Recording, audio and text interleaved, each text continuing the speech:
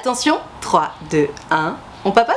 Aujourd'hui, Gertrude me dit, en couple depuis peu, je pense avoir trouvé mon âme sœur. Et pourtant, ça me fait peur. Est-ce normal? Alors moi, Gertrude, de base, je déteste ce terme d'âme sœur. Parce que je pars vraiment du principe qu'il n'y a pas une âme au monde qui est ton âme sœur. Parce que tu sais, on parle de une âme sœur, pas de 50 000 âmes sœurs. Je suis désolée, on est beaucoup sur Terre, hein, quand même, je sais pas exactement combien, mais on est beaucoup. Tu vas pas me faire croire qu'il y a une personne sur Terre qui te convient, et en plus, comme par hasard, t'es tombé dessus. Oh, la chance. Non. Donc le délire âme sœur, moi, j'y crois pas du tout. D'autant plus que très souvent, il y a plein de gens qui me disent ah nana, ça a pas fonctionné avec telle personne, mais je suis sûre que c'est mon âme sœur. Non, stop le délire d'âme sœur. En revanche, on peut peut-être parler de compatibilité. Là, tu m'expliques que ça fait peu de temps que t'es avec cette personne, mais tu sens que vraiment il y a une compatibilité de fou. Trop bien, trop bonne nouvelle. Mais d'ailleurs, tu vois, tu me parles d'âme sœur et tu me dis que ça te fait peur, mais tu m'étonnes. On se met une telle pression dans la tête quand on parle d'âme sœur. T'es, encore une fois, âme sœur, dans ta tête, tu te dis ok, il y en a qu'une seule au monde. Oh waouh, ça y est, je l'ai rencontrée. Donc ça veut dire que je dis adieu au marché du célibat, adieu au marché de la drague, de la séduction et de tous les petits papillons dans le ventre qui vont avec. Évidemment que tu te fous la pression. Alors que si tu observes les choses différemment, c'est-à-dire tu te dis ok, trop cool, waouh,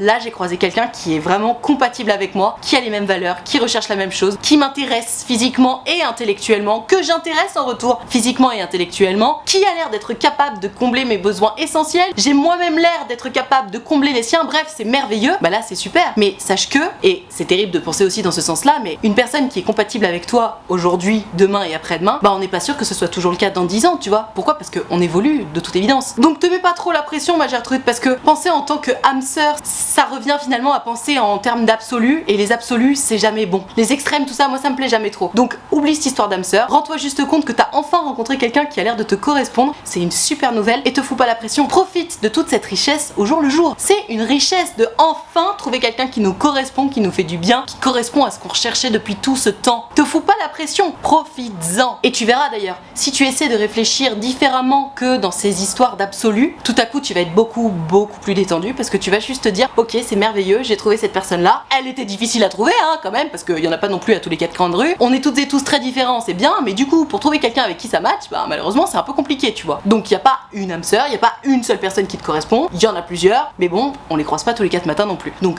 nos prêcheurs, même si ça fonctionne pas avec lui, t'inquiète pas, il y en a d'autres, mais pour l'instant comme ça fonctionne, profites-en et arrête de te stresser en visualisant un moment où peut-être ça pourrait péter, parce que tu sais c'est comme à l'auto-école, hein. Quand tu vises un endroit, ta voiture elle y va. Si tu regardes le fossé, hop, tu vas dans le fossé, alors que si tu regardes tout droit, ta voiture elle va tout droit. Mais c'est pareil entre toi et ton destin, tes pensées et ton destin. Si tu penses que ça va péter, boum, ça va péter. Si tu penses que ça peut le faire, boum, ça va le faire. Voilà, c'est de la psychologie positive, ça s'appelle la théorie de l'attraction positive, et bizarrement, ça fonctionne très bien.